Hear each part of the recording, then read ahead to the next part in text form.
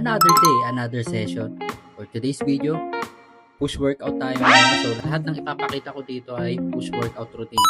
So shoulder tayo ngayon. So target natin is shoulder.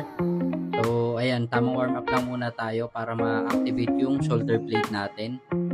So static warm up lang naman ang ginagawa natin palagi dyan para ma-activate lang yung mga muscle tissues natin. So hindi naman natin kailangan ng mga warm up na masyadong sarcastic. So ang kailangan lang natin is ma-activate yung mga muscle tissues natin. Syempre bago tayong patuloy, follow nyo ako dito sa TikTok, sa Facebook page at syempre sa YouTube channel natin. Subscribe na rin kayo. So yun nga, mabalik tayo. Kagaya na sinasabi ko kanina. So kailangan lang naman natin ma-activate yung mga muscle tissues natin. At syempre since push workout routine nga tayo ngayon, so shoulder na target natin, kailangan ma-activate natin yung shoulder blade natin dyan. So kaya ganyan yung mga warm up na ginagawa natin dyan. So another static warm up natin. So yan, 5 pounds na dumbbell yung magkabila. So activate lang natin yung shoulder blade natin yan. Then mag-upper set na tayo, warm up set natin after nyan. And then sinamahan ko na nga rin yan ng side lateral na warm up na 5 pounds na yan. Okay. So para warm up set na natin para din dun sa side lateral natin. Dahil gagawin natin circuit yan after natin mag shoulder press, military press ng Smith machine. Dediretso tayo ng side lateral. Ang laman. So yun, good morning. So warm up muna tayo. Shoulder tayo ngayon. So wala pang laman tong Smith machine.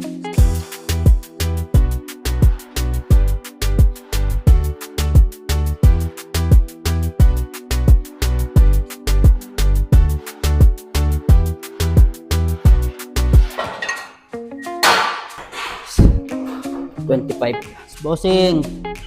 Morning! Buhat na. Game, working set. 50 pounds, 25 kabilaan. Working set na to. 12, pag di kain 12, 10.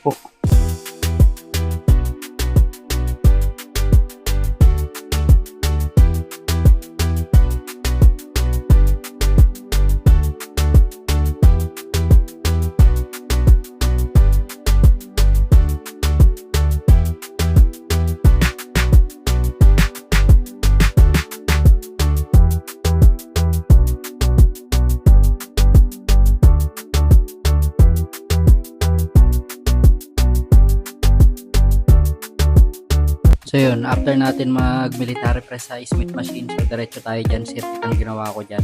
Side lateral raise na 15 pounds kabilaan. And then drop set ang gagawin natin dyan, 15 pounds to 10 pounds after nyan. 12 to 15 reps ang ginawa ko dyan sa side lateral na yan na 15 pounds. Then after nyan, kumuha ako ng 10 pounds. So drop tayo dyan, diretso 10 pounds. Drop set 15 to 10 pounds na dumbbell ang kinuha ko dyan. Then 12 to 15 reps din. Pag kaya ko pa iangat, inaangat ko sa hanggang 15 reps. Pero pagka hindi na kaya, 12. Pag hindi na talaga kaya, pag medyo pagod na, so hanggang 8 to 10 reps lang ginagawa ko talaga dyan. Kasi yun naman talaga yung essence ng pag-workout ng every muscles natin. Ipupush mo yung sarili mo sa pinaka-limit mo talaga kung hanggang saan yung kaya mong i-push. So dagdag tayo ng this dito. So lower back leg support para sa mga mabibigats na buhat. Game.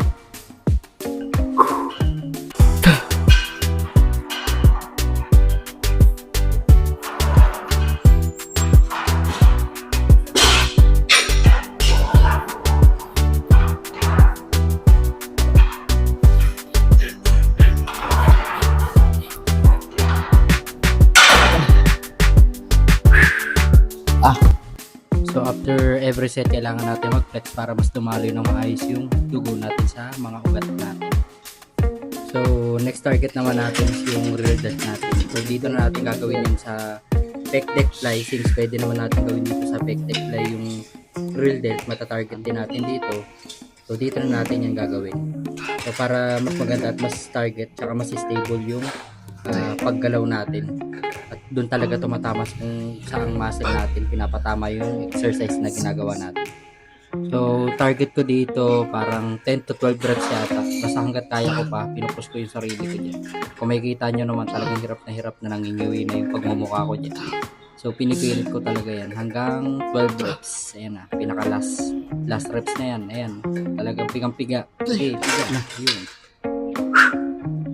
So, front belt. Front race plate, 25 pounds.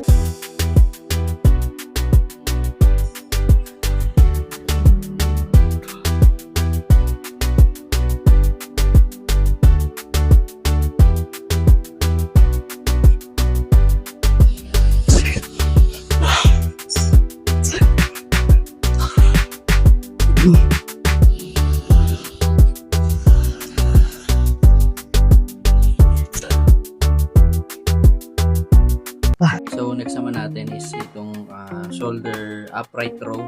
So ang gamit natin dito ay yung easy curl bar.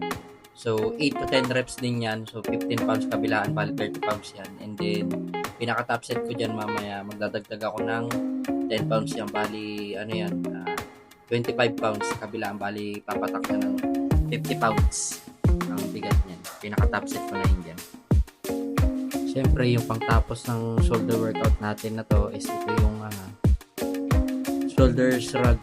So, ginamit ko dito yung Smith machine para mas safe. Lalo na yung kasi ang bigat ng buhat natin dyan. So, pinaka-top set ko dyan is 130 or 120.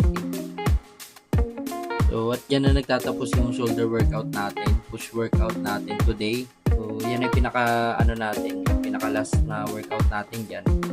Siguro dito ko lang tatapusan, hanggang dito na lang. So, follow nyo ako dito sa TikTok, follow nyo ako sa page natin, GoGoFitEd, and then yung isang account natin sa YouTube, follow nyo rin, subscribe na kayo dun, Edward Car, and then sa TikTok, Edward C.